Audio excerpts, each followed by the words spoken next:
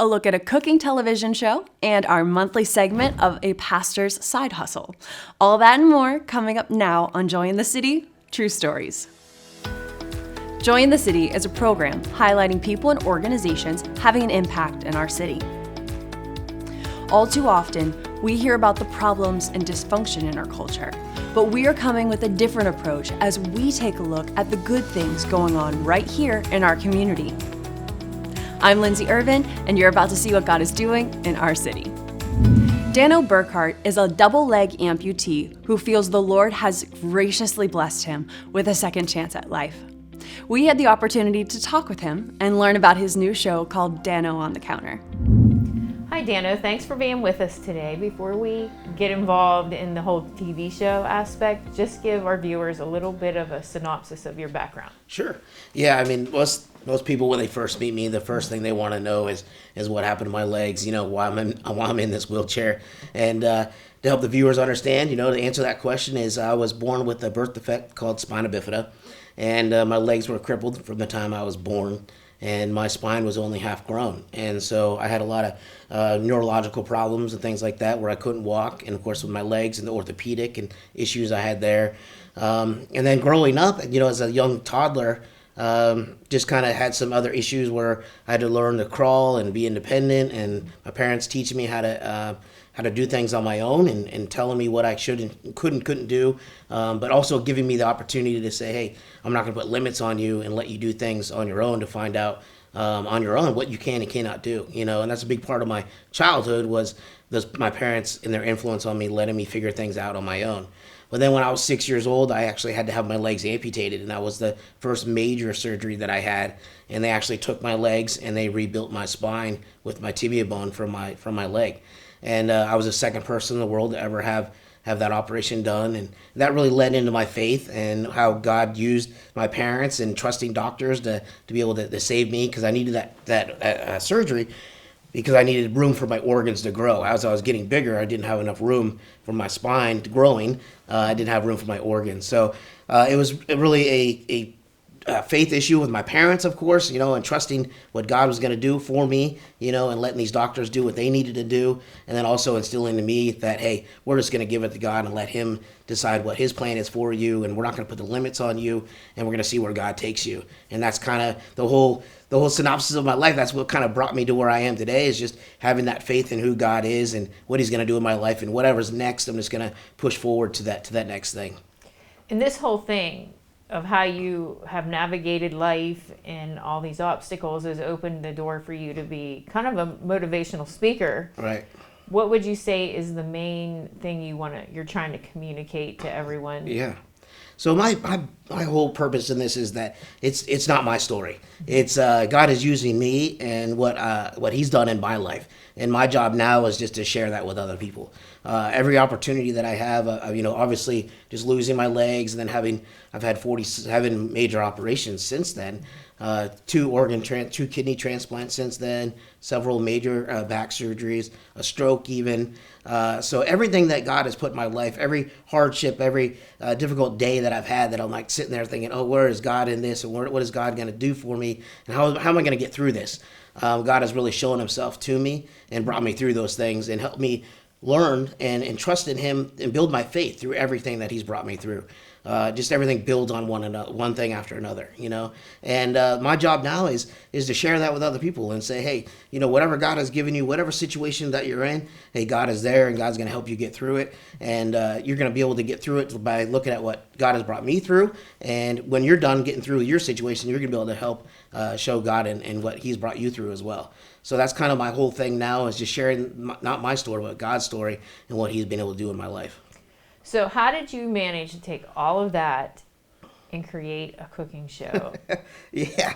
So unbelievable. I really like sharing my story. Obviously, I'm a talker, and the cooking thing was kind of an idea that I kind of came up with, that, hey, I just want to show people how I do things, And we were kind of sitting around, and I contacted a buddy of mine, Dan Peters, and we kind of just did a YouTube thing, just to do one thing and show people how I cooked, And I was like, all right, well, I cook from on the counter, and I decided, I was like, I just call it Dano on the counter, and kind of make it kind of funny and show people what I was able to do. And then it kind of grew from there. And I've also been able to share my testimonies along with that each week. I'm able to share a little bit about my story and what God is doing, and share my faith and what God has done in my life and what he can do in other people's life as well. So we've kind of joined the two together and put them together on this show now. And we call it Dano on the Counter, and it's on Fox on Sunday mornings. And I get to share a recipe, my family recipe that we come up with, or one that my parents have used in the past, and then share a little bit about my faith and my testimony at the end as well. So they are family recipes. Yeah, down. Yeah, probably for 90% of them so far have all been recipes that we cook at home from relatives or my grandparents or mom and dad and a couple of family friends as well. But yeah. To me, cooking is a craft. You're either good at it or you're not. So how did you get to be a good cook? Because I've heard that your stuff is phenomenal. Yeah, I tell you what, I mean, I'm by no means the greatest cook ever, that's for sure. I make mistakes and I burn myself and drop things and do things wrong all the time. But I think that kind of adds to the show. It's real. It's just me, doing just like everybody else. Trying to make it through. But yeah, I got these recipes and we just try to make things easy that people can do at home and things that people seem to enjoy. And everybody, nothing too fancy that people have to get too anxious about trying to do at home. So it's kind of a neat thing for everybody to try. Now I know you're kind of getting a little fan base. People have recognized you as far away as Pittsburgh. Yeah. Which is beautiful. Yeah. That is awesome. Yeah, it's really neat. Just it seems like everywhere I go now, I'm kind of stick out a little bit, when I go somewhere, and but people, come up to me and say, hey, we really enjoyed your show, or we enjoyed certain parts of it. We enjoyed the story at the end, the testimony part, or when, seeing you do things like driving and cooking and shopping and things like that. We really enjoy just, your daily life and how it is being in a wheelchair and how you're able to overcome things. And they've even seen you, people have seen you, because they film you in the grocery store. Right. Like, it's the process from the shopping all the way to the finished product. Right. Which is quite a task. Yeah, it's pretty neat to show the whole process and how I drive, how I get there and how I pick up things and able to reach things in the store or what have you. And then also just, we would hope that eventually we'll be able to show more and more of those types of things and how I, get on a boat and a water ski and do different activities and how I travel and things like that. So our hope as the show progresses, that we're able to show those different things that, hey, I'm just like everybody else, but I might have a couple of different things that help me do those things that everybody else does, and we hope to highlight those things. Was it by design that the show actually is multifaceted? It shows you overcoming, it shows your skills, and then it gives that word of encouragement at the end. Yeah.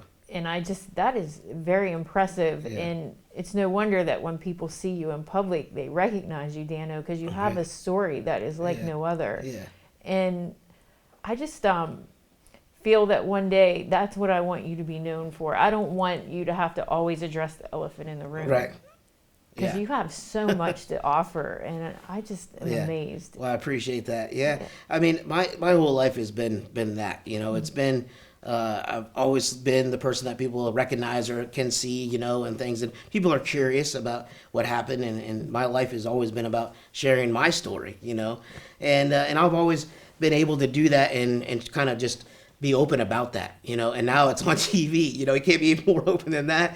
I've shared some things on Facebook in the past, but now having the show to really show people what God has done for me in life and how I can encourage them. I've always been told that, hey, your story is an inspiration to me, and things that you've been able to overcome in your life, and now we just have an opportunity on a bigger scale to share that with a lot more people. And I just really think that's what God has planned for me, and we're just excited to see what's next. So as we wrap this session up, I want you to share with the viewers, those that watch you faithfully, what are some things that we can do to help you in this endeavor, and what are some things that we can be praying about for you to keep this thing rolling and keep you successful in what you're trying to do? Right.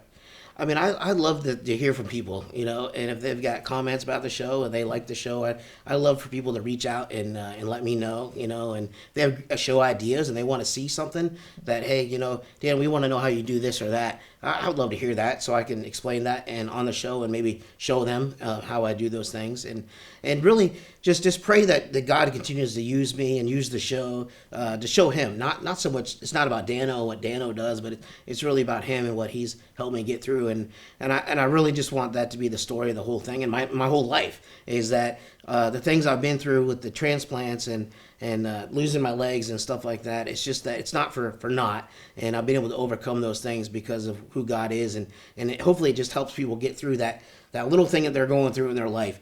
That helps them overcome each day, and hey, the sun's going to come up, God's going to get you through it, and He's going to take care of you. Absolutely, and thank you so much for being here. Sure. Mouth-watering family recipes, easy-to-make meals, humor, and faith fill the inspiring new show Dano on the Counter. Born with only half a spine, Dano Burkhardt was never supposed to be able to hold his head up. Despite countless surgeries, a stroke, leg amputations, and kidney transplants, Dano developed a contagious love for life. Join Dano on Sunday mornings at 8 a.m. on Fox 8 as he shares his easy-to-make dishes and the hope that keeps him pushing forward. If you know a person or an organization impacting our city, we want to hear about it. You can contact us at 814-944-1948 or by email at stories@joyinthecity.org. Closed captioning for today's program is brought to you by Harry's Construction. This segment is brought to you by Harry's Construction, whose motto is, "If you can dream it, we can create it."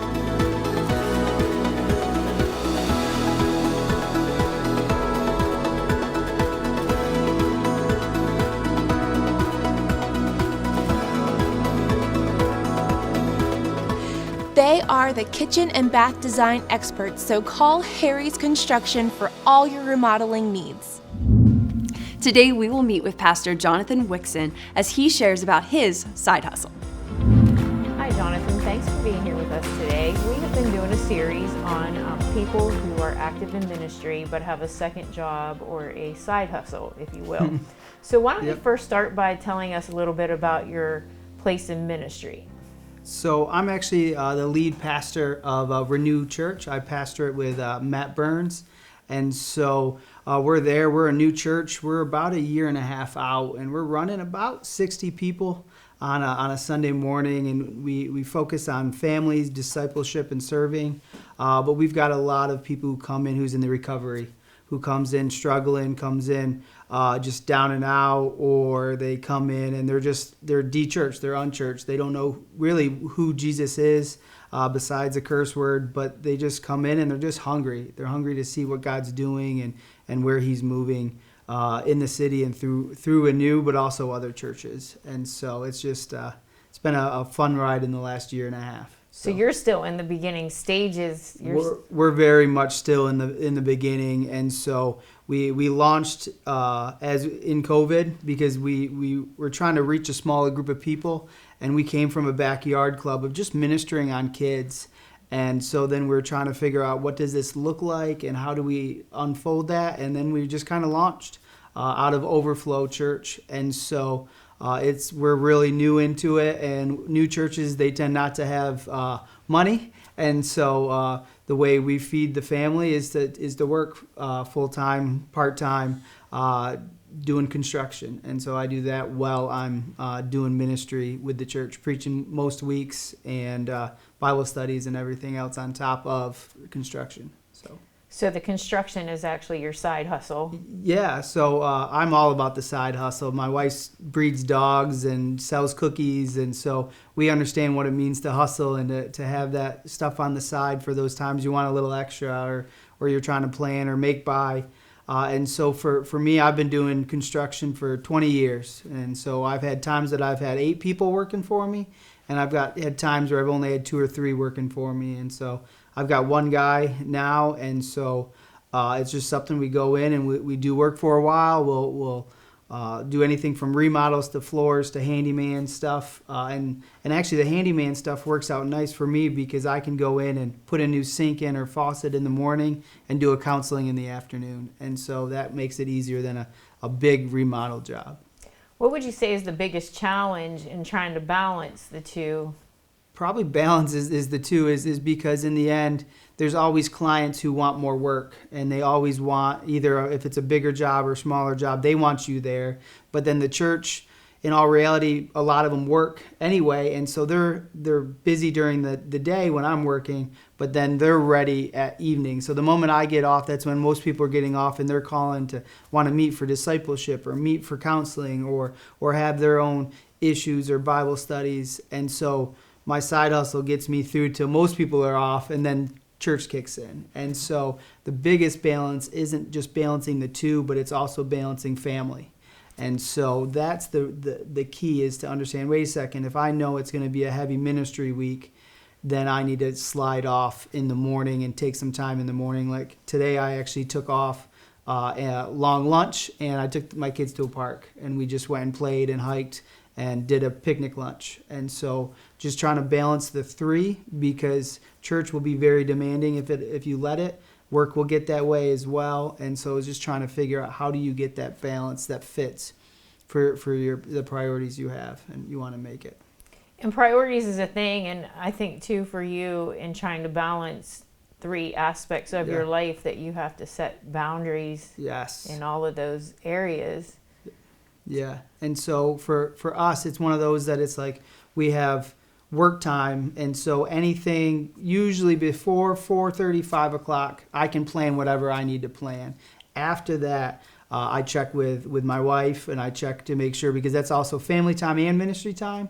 And so if I fill up too much stuff there, my wife will just be like, hey, she's a wonderful woman, and she just keeps me in check and says, hey, you haven't put your kid to bed in 3 nights, or whatever that looks like. And then just keeps me accountable to what my main focus is, ministering to my family first, and then it goes to the church. And so if I'm not doing right by them, then I'm not doing right by the church. And so she helps keep me accountable and priorities when it comes to all of it. And the nice thing about it, on a side note, is since I'm working full-time or part-time, is the church people say, hey, he's working full-time and doing this on the next. It's not like, we pay the pastor to do that. And I hear that all the time. And so we find people are willing to step up more. They're willing to, he doesn't have time to go do certain things, but it's something I can do. And so I've got people running errands. I've got people checking different things because I just don't have the time. And they're capable of doing it. And so they're able to step in and just serve right along with me, not feeling like, this is what we pay them for. And so that's kind of nice too, because we're serving together. It's not just the few people who's there as well. Right. And for you don't have time to be a micromanager. Yeah. You have to trust the people that are under you and let them roll with it. And I can kind of appreciate that. Yeah. And it's just building people up and equipping them and saying, you can do this. So many times people are like, I can't do what you can do. I'm like, it's just one step after another, and then you get the hang of it. I learn a lot from computers to that, just watching YouTube videos. Not as much construction, but I've created websites, I've created flyers and banners and all that. But they're like, well, how did you learn it? I just watched YouTube. I did it enough times to then I got comfortable with it. And so it's just saying, you can do it. I think that one of the biggest struggles that people have is they don't feel that they can be empowered to do things. And in all reality, people can be empowered to step out and to do a side hustle, to do side ministry, to start all sorts of different things if they're just passionate about it and they want to learn and step in and step out in that. What can we as a faith community do for you to help you in this journey of trying to expand a ministry and still provide for your family in the interim? Yeah, I mean, I guess one thing is just as we expand the business, I'm also expanding the church. We're actually looking for a new location because we're outgrowing that space. But I'm also looking to expand the business some as well, because the more I can get them them or other employees working, that means I can leave it to them more than having to be there all the time as well. And so you can look me up at John Wixon or JW Construction on Facebook and just kind of go from there. I'd love to hear from you, get jobs, bids.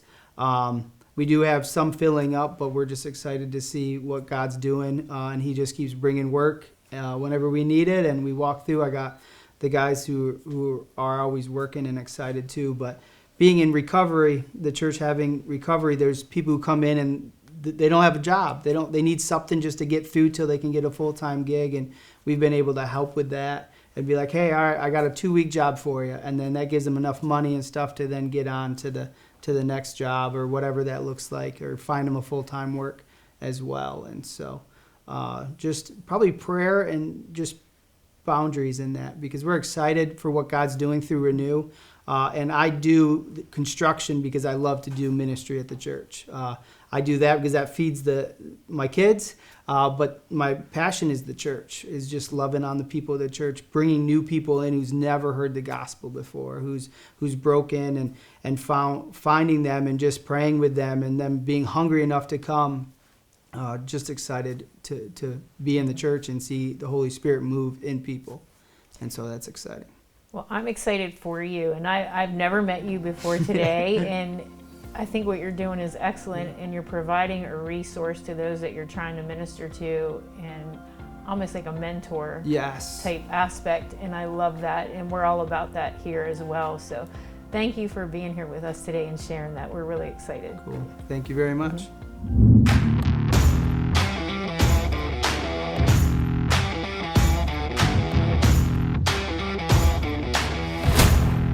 Impact Productions, a multi-layer technology company providing on-site, online, and in-studio video services.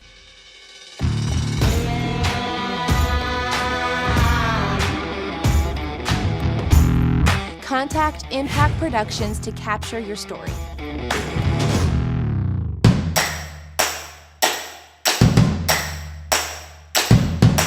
Made by Vogel is a father and son business that produces high-quality handmade wooden products such as cutting boards, bowls, bottle stoppers, and more.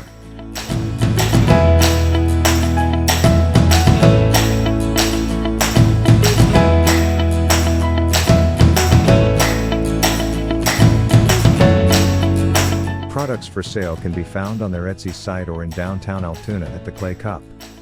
You can't go wrong buying from Made by Vogel.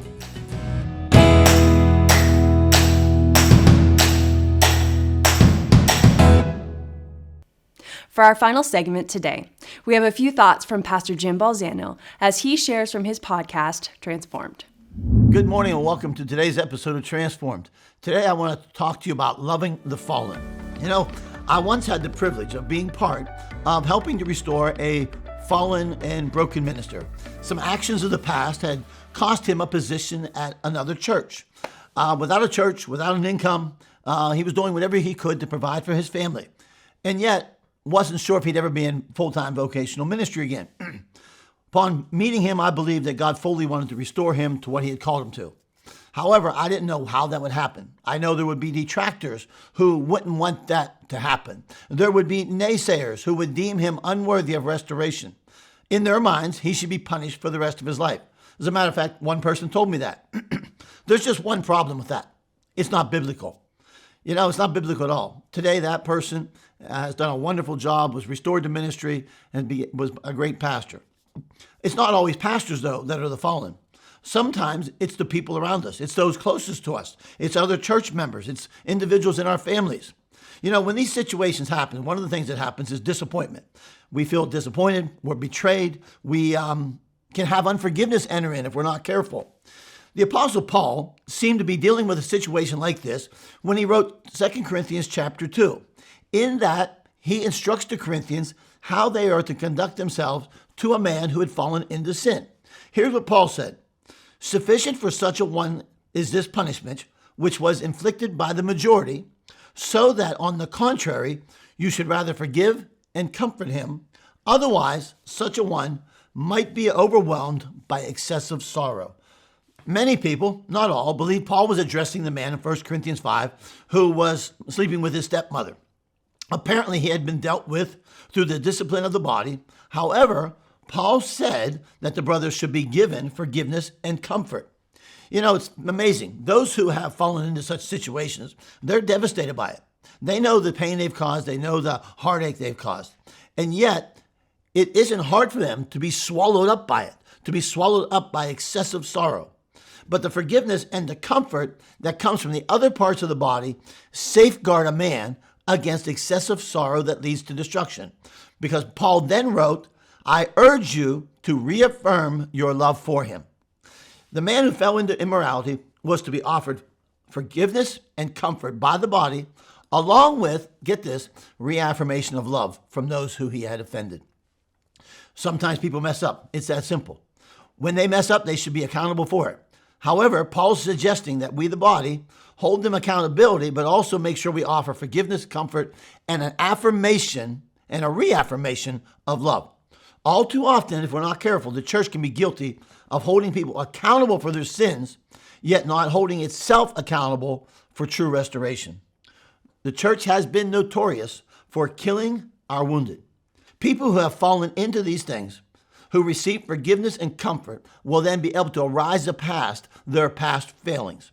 The church should do this for the individual, but it also should do it for the church as a whole. And let me show you why. Let me read this to you. Paul said, so that no advantage would be taken of us by Satan, for we are not ignorant of his schemes. That's so important to hear. When a body of believers will not offer forgiveness, comfort, and love to those who have fallen, it is playing into the schemes of the devil. The devil is out to destroy the individual through their sin, but our failure to offer them what Paul says we should offer is falling into the scheme of Satan. He wants the body to be unforgiving.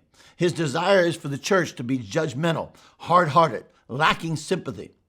If Satan can keep a church from loving the fallen, the rejected individual becomes better prey to Satan's trap, and so does the church.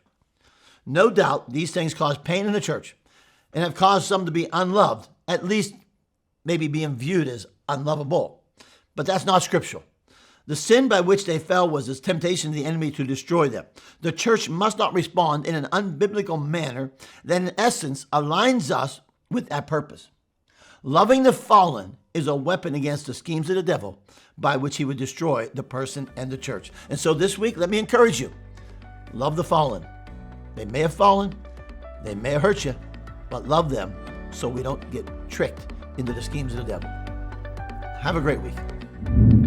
If you have a personal story or a testimony you'd be willing to share with our community, we want to chat with you about it. Please contact us at 814-944-1948 or by email at stories@jointhecity.org. That's all the time we have today. Thanks for watching Join the City True Stories.